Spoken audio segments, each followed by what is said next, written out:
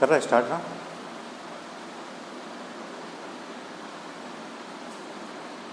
हम लोग वर्ग के क्षेत्रफल की बात कर रहे थे। वर्ग चल रहा था अपना।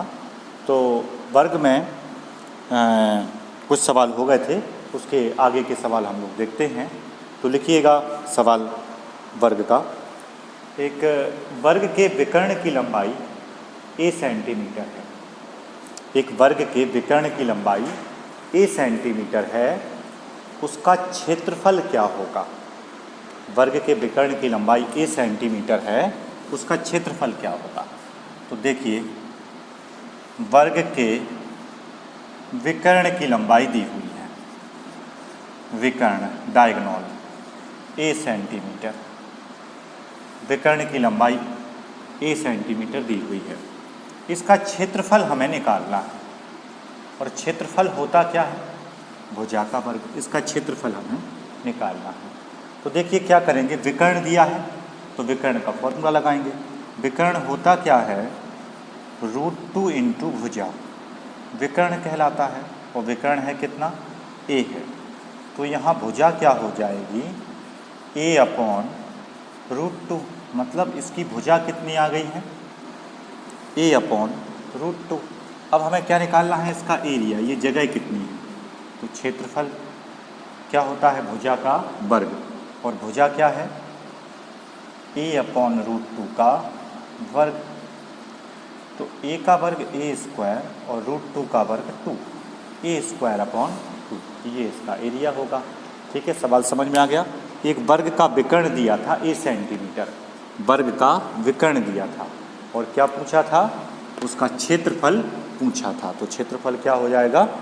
a square upon 2। ठीक है ना। चलिए इसी क्रम में आगे बढ़ते हैं। एक और सवाल नोट करिए वर्ग का। किसी वर्ग के क्षेत्रफल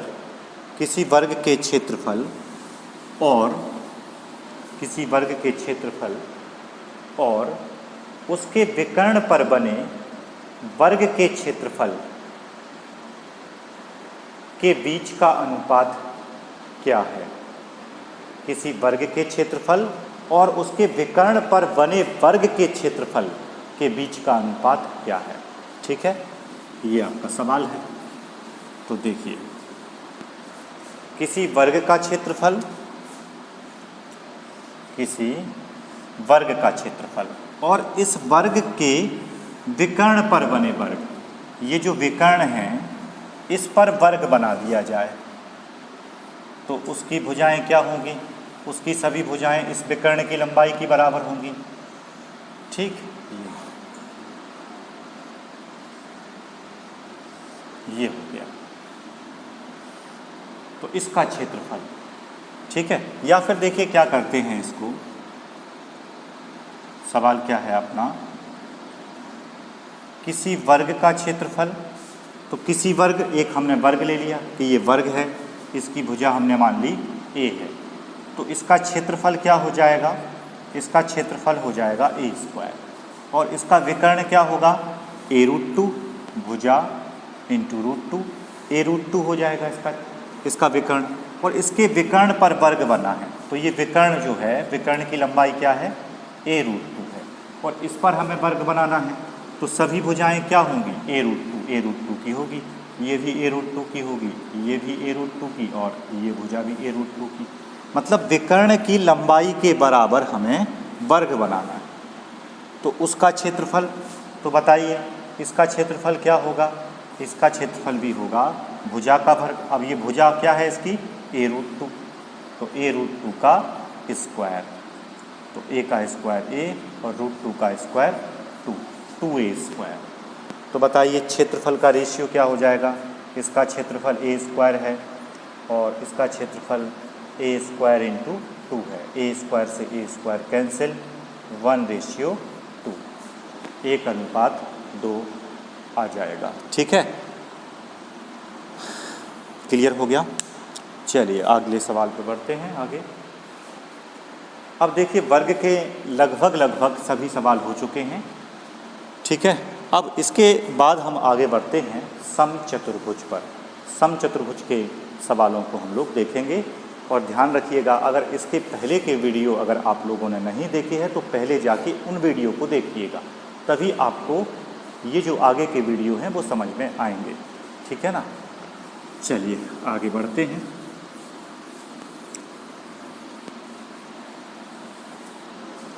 अब हम बात करते हैं समचतुर्भुज। आप लोग जानते तो ही होंगे समचतुर्भुज के बारे में। समचतुर्भुज क्या होता है? चारों भुजाएं एक तो बराबर होती हैं, चारों भुजाएं बराबर होती हैं और समानांतर होती हैं। चारों भुजाएं क्या होती हैं? समानांतर, एक दूसरे के पैरेलल होती हैं। ठीक है। और इसके जो विकर्ण हैं, विकर्ण 90 डिग्री पर एक दूसरे को समद्विभाजित करते हैं, बाइसेक्ट करते हैं। ठीक है। समद्विभाजित का मतलब है दो बराबर भागों में बांटते हैं। अगर एक विकर्ण की लंबाई 9 है तो ये 4.5 हो जाएगी। ठीक है। अगर एक विकर्ण की लंबाई 8 है तो ये 4 होगी और ये 4 होगी। अगर एक विकर्ण की लंबाई 18 है तो ये 9 हो जाएगी। 12 है तो ये 6 हो जाएगी, क्योंकि विकर्ण एक दूसरे को समद्विभाजित करते हैं। और कहाँ पर? 90 डिग्री पर, दो बराबर भागों में बांटते हैं। ठीक है। चलिए तो इससे संबंधित सवाल देखते हैं। इसका जो प्रॉपर्टीज़ है वो पिछले वीडियो में बता चुके हैं। आप एरिया का पहला पार्ट या दूसरा पार्ट देखिए, उसमें ये मिल जाएगा। अब सीधे सीधे सवालों पर आते हैं। तो सवाल ये है कि एक समचतुर्भुज, समचतुर्भुज को रोम्बस कहते हैं। एक समचतुर्भुज के, सवाल पहला लिखिए, एक समचतुर्भुज के विकर्ण की लंबाई 16 सेंटीमीटर और 12 सेंटीमीटर है। 16 सेंटीमीटर और 12 सेंटीमीटर है। दो विकर्ण हैं डायगोनल। एक विकर्ण की लंबाई 16 है और दूसरे की 12 है। आपको इस समचतुर्भुज का क्षेत्रफल निकालना है कि इस समचतुर्भुज का क्षेत्रफल कितना होगा। तो आप लोगों को पता है कि क्षेत्रफल होता क्या है? D1 into D2। पहला विकर्ण D1 और दूसरा विकर्ण D2 अपॉन 2। 2 से ये 6 टाइम 16 छिंग 96, 96 वर्ग सेंटीमीटर। क्लियर हो गई बात। तो पहला सवाल बड़ा ही आसान था, D1 इंटू D2 अपॉन 2, समचतुर्भुज का क्षेत्रफल। समचतुर्भुज जिसकी चारों भुजाएं बराबर होती हैं और कैसी होती हैं? समानांतर होती है। ये भुजा इसके पैरेलल है और ये वाली भुजा इसके पैरेलल है, मतलब समानांतर है। और समानांतर का मतलब क्या होता है कि दो भुजाएं अगर समानांतर हैं तो उनके बीच की दूरी हमेशा बराबर होती है। अगर दो भुजाएं समानांतर हैं तो उनके बीच की ये दूरी हमेशा बराबर होगी। ठीक है। मतलब हमेशा तो नहीं, सवाल में बराबर होगी, क्योंकि ये अनंत पर मिल भी सकती है। चलिए आगे बढ़ते हैं इसी क्रम में। लिखिए सवाल, अगला सवाल। एक समचतुर्भुज का क्षेत्रफल 216 सेंटीमीटर स्क्वायर है। एक समचतुर्भुज का क्षेत्रफल 216 सेंटीमीटर स्क्वायर है। पहले सवाल पूरा नोट करिएगा। एक समचतुर्भुज का क्षेत्रफल 216 सेंटीमीटर स्क्वायर है, समचतुर्भुज का क्षेत्रफल। और उसके एक विकर्ण की लंबाई 24 सेंटीमीटर है। एक विकर्ण की लंबाई क्या है? 24 सेंटीमीटर है। एक विकर्ण की लंबाई 24 सेंटीमीटर है। उस समचतुर्भुज का परिमाप कितना होगा? समचतुर्भुज का परिमाप आपसे पूछा है। उस समचतुर्भुज का परिमाप क्या होगा? ठीक है, ये आपसे पूछा है। ठीक, अब देखिए हल करते हैं इसको। एक समचतुर्भुज है तो पहले तो आप डायग्राम बना लीजिए। ये समचतुर्भुज हो गया। ठीक है, समचतुर्भुज के ये विकर्ण हो गए, डायगोनल विकर्ण 90 डिग्री पर काटते हैं। अब क्या दिया है इसमें? क्षेत्रफल दिया है कि इसका क्षेत्रफल क्या है? 216 है सेंटीमीटर स्क्वायर। और आपको पता है कि जो कुछ भी दिया हो उसी का फॉर्मूला लगाते हैं। क्षेत्रफल दिया तो क्षेत्रफल का ही फॉर्मूला लगाएंगे। तो D1 मतलब पहला विकर्ण, D2 पता नहीं है, अपॉन 2 बराबर में क्या है? 216। ठीक है, अब इसको सॉल्व करेंगे। 2 से ये 12 बार और ये 12 से 12 एकम 12, 12 अट्ठे 96, 18 D2 बराबर क्या हो गया 18। तो दूसरा विकर्ण 18 आ गया। पहला विकर्ण तो दिया ही था 24 और दूसरा विकर्ण आ गया 18। इससे देखिए एक विकर्ण अगर 24 है, ये 24 है तो ये 12 हो जाएगा। ठीक है, प्रॉपर्टी देख लेना इसकी। और दूसरा विकर्ण कितना निकला 18, तो 18 का आधा क्या, ये 9 और ये 9। ठीक है, ये 9। और फिर इस त्रिभुज में आप फोकस करना, कोई भी त्रिभुज ले लेना, क्योंकि ये 4 त्रिभुज बनते हैं और चारों समकोण होते हैं। तो कोई एक त्रिभुज ले लीजिए, क्योंकि 90 है, 90 डिग्री पर एक दूसरे को समद्विभाजित करते हैं। तो 90 के सामने का ये क्या हो गया कर्ण, इस त्रिभुज का ये कर्ण है और इस समचतुर्भुज की ये भुजा है। मतलब इस त्रिभुज का तो ये कर्ण हो गया, ये भुजा, ये जो आपको दिखाई दे रही है यहाँ से यहाँ तक। ठीक है, त्रिभुज का कर्ण है और समचतुर्भुज की ये भुजा है। तो इस त्रिभुज का कर्ण निकालिए, कर्ण, ये कर्ण कहलाएगा। तो क्या होगा, कर्ण का वर्ग बराबर लंब, कोई लंब और कोई आधार मान लीजिए। तो 9 का स्क्वायर प्लस 12 का स्क्वायर, तो 9 का स्क्वायर 81, 12 का स्क्वायर 144, ये 225 आ गए कर्ण। तो कर्ण बराबर अंडर रूट 225, 15। कितना आ गई ये भुजा, ये भुजा आ चुकी है आपकी 15। ठीक है, जो इस त्रिभुज का कर्ण है वो समचतुर्भुज की भुजा है। अब जब समचतुर्भुज की ये भुजा है तो समचतुर्भुज की तो चारों भुजाएं बराबर होती हैं। ये भी 15 होगी और ये भी 15 होगी और ये भी 15 होगी।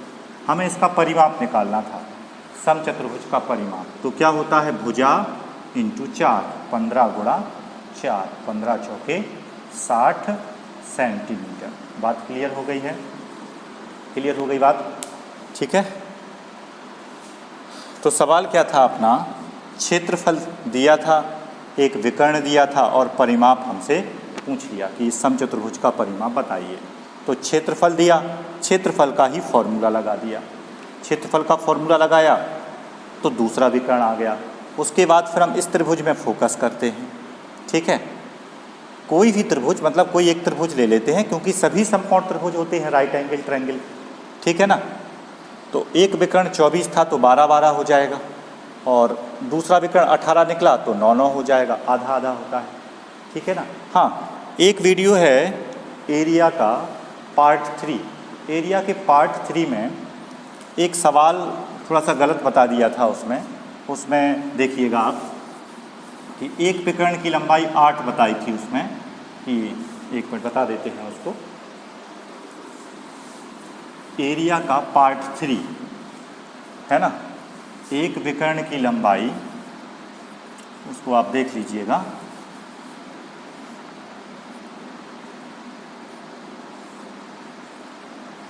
एक विकर्ण की लंबाई D1 8 और D2 उसमें 9 सेंटीमीटर थी। तो 9 की जगह उसमें 6 कर लीजिएगा, 9 की जगह 6 या 9 ही रहने दीजिए वहाँ पर। ठीक है, 9। लेकिन 9 में क्या है, कैलकुलेशन थोड़ी ख़राब होगी वहाँ पर, इसीलिए वहाँ 9 की जगह 6 कर लीजिए। तो एक विकर्ण जो D1 है वो 8 है तो 4 4 हो जाएगा और दूसरा 6 था तो 3 3 हो जाएगा। तो एक 4 है, दूसरा 3 है, यहाँ पाइथागोरस लगा देना तो ये भुजा निकल आएगी 5 निकल आएगी। ठीक है, तो परिमाप अगर निकालना हो तो 5 चौके 20। ठीक है, तो वहाँ देख लेना इसको।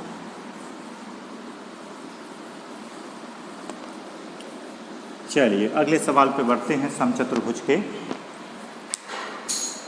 अगला जो सवाल है, एक समचतुर्भुज का परिमाप 40 सेंटीमीटर है। एक समचतुर्भुज का परिमाप 40 सेंटीमीटर दिया हुआ है। समचतुर्भुज का परिमाप 40 सेंटीमीटर है और एक कोण की माप 60 डिग्री है। एक कोण की माप दी हुई है 60 डिग्री, एक कोण की माप। आमने सामने के कोण बराबर होते हैं समचतुर्भुज के। एक कोण की माप दी है 60। तो उसका क्षेत्रफल क्या है, आपसे क्षेत्रफल पूछा है, आपसे क्षेत्रफल पूछा है। आई रिपीट अगेन, एक समचतुर्भुज का परिमाप 40 सेंटीमीटर है और एक कोण की माप दी है 60 सेंटीमीटर। उसका क्षेत्रफल आपसे पूछा है। ठीक है, देखते हैं, हल करते हैं। एक समचतुर्भुज है,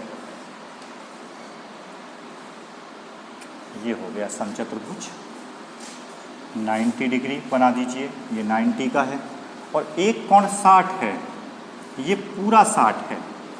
समचतुर्भुज का कोण 60 है, तो देखिए ये आधा आधा होगा, ये 30 और ये 30 हो जाएगा, तो फिर ये बचेगा 60, क्योंकि ये 90 है। त्रिभुज के तीनों कोणों का योग कितना होता है? 180। ये पूरा 60 है, तो ये आधा 30 और आधा 30, ठीक है ना।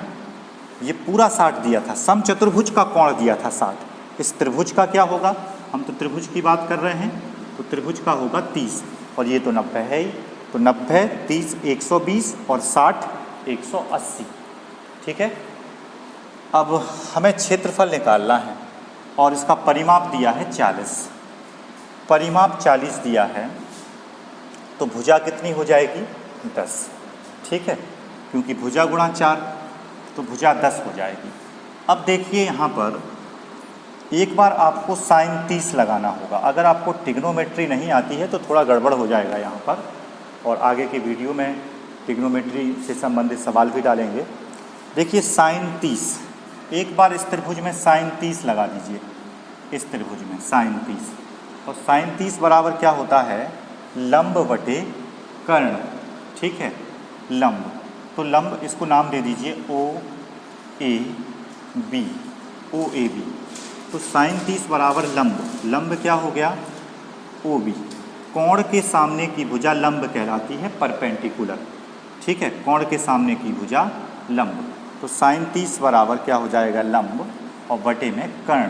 तो कर्ण क्या हो जाएगा? ए बी, क्योंकि 90 के सामने ए बी। साइन 30 की वैल्यू होती है 1/2, और ओ बी और ए बी का मान क्या है? 10 है, 2 से ये 5 बार, तो ओ बी बराबर क्या आ गया? 5 आ गया, ओ बी बराबर 5। तो ये पूरा विकर्ण कितना हो जाएगा? पूरा विकर्ण क्या है? B D. तो बी डी कितना हो जाएगा? 5 × 2 कितना हो जाएगा? 10 हो जाएगा, ठीक है। अब एक बार लगा दीजिए साइन 60, साइन 60 लगा दीजिए, साइन 60। अब साइन 60 बराबर क्या होगा? लंब। लंब क्या है? अब कोण के सामने की भुजा लंब कहलाती है, ओ ही। लंब बटे कर्ण, और कर्ण कितना है? ये 10 है। साइन 60 की वैल्यू होती है √3/2, ओ ए/10, 2 से ये 5 बार, तो ओ ए बराबर क्या हो गया?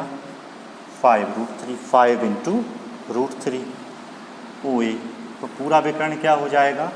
ए सी। ए सी क्या हो जाएगा? 2 × 5√3, तो 5 दूनी 10, 10√3 हो जाएगा। ए सी 10√3। क्लियर हो गई बात? चलिए, दोनों विकर्ण आ गए। पहला विकर्ण 10 है और दूसरा विकर्ण 10√3। तो इसका एरिया क्या होगा? क्षेत्रफल। हम लोगों को पता है कि क्षेत्रफल होता क्या है? d1 × d2/2। तो d1 का मान कितना आया? 10, इंटू d2 का मान क्या आया? 10√3/2, 2 से ये 5 बार, 5 का गुणा 10 में किया, 50√3, ठीक है ना। तो ये आ गया 50√3। चलिए अगले सवाल पर बढ़ते हैं, नोट करिए।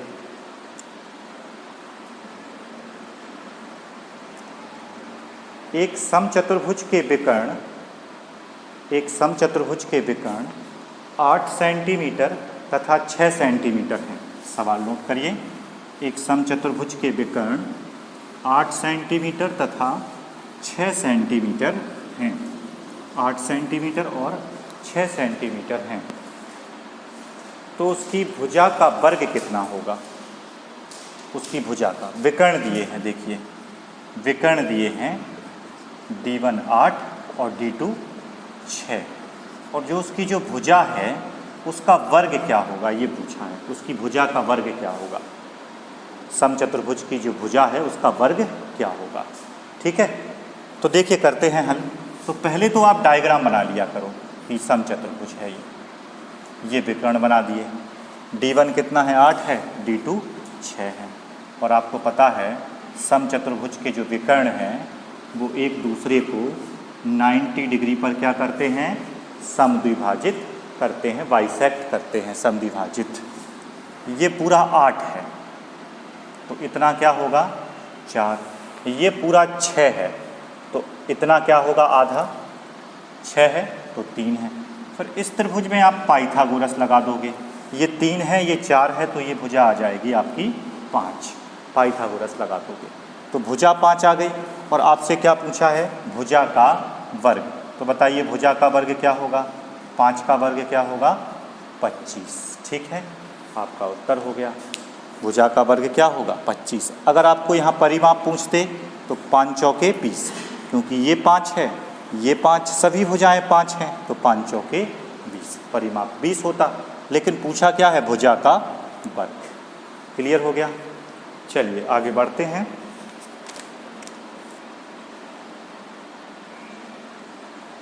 लिखिए, नोट करिएगा। एक आवर्गाकार समचतुर्भुज, आवर्गाकार, एक आवर्गाकार समचतुर्भुज। आवर्गाकार समचतुर्भुज रोम्बस ही होता है। एक आवर्गाकार समचतुर्भुज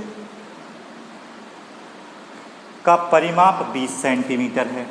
परिमाप 20 सेंटीमीटर है। पहले सवाल नोट किया करें, परिमाप 20 सेंटीमीटर है। उसका एक विकर्ण 8 सेंटीमीटर है। उसका एक विकर्ण दे दिया, उसका एक विकर्ण 8 सेंटीमीटर है। एक विकर्ण 8 सेंटीमीटर है। तदनुसार उसका क्षेत्रफल क्या होगा, मतलब इन सब के अकॉर्डिंग उसका क्षेत्रफल क्या होगा। मतलब परिमाप दे दिया 20 सेंटीमीटर और विकर्ण दे दिया 8 सेंटीमीटर, एक विकर्ण, उसका क्षेत्रफल क्या होगा। ठीक है, चलिए देखते हैं उसका हल। तो पहले क्या करना है, डायग्राम बना लो समचतुर्भुज का। ठीक है, ये विकर्ण हो गए। परिमाप दिया है इसका 20 सेंटीमीटर, तो परिमाप होता क्या है इसका, भुजा इंटू 4 बराबर 20, 4 पंचे 20। देखिए परिमाप दिया तो परिमाप से हमने भुजा निकाल ली, भुजा आ गई ये 5, ये भुजा 5 आ गई। ठीक है, ये भुजा 5 है। एक विकर्ण दिया 8 सेंटीमीटर, कोई भी विकर्ण, आप इसको भी मान सकते हैं इसको भी मान सकते हैं। चलिए जैसे ये मान लिया, ये विकर्ण 8 है तो ये कितना हो जाएगा 4, 4। अब आपको मालूम है इस त्रिभुज पर फोकस करना है। अब ये कौन सा त्रिभुज है, समकोण त्रिभुज है। तो समकोण त्रिभुज में कर्ण हो गया 5, एक भुजा 4 हो गई, तो ये भुजा कितनी होगी बताइए 3, क्योंकि 3, 4, 5 का समकोण त्रिभुज बनता है। या फिर यहाँ पाइथागोरस अप्लाई कर दीजिए। ठीक है, ये भुजा 5 है ये 4 है तो ये भुजा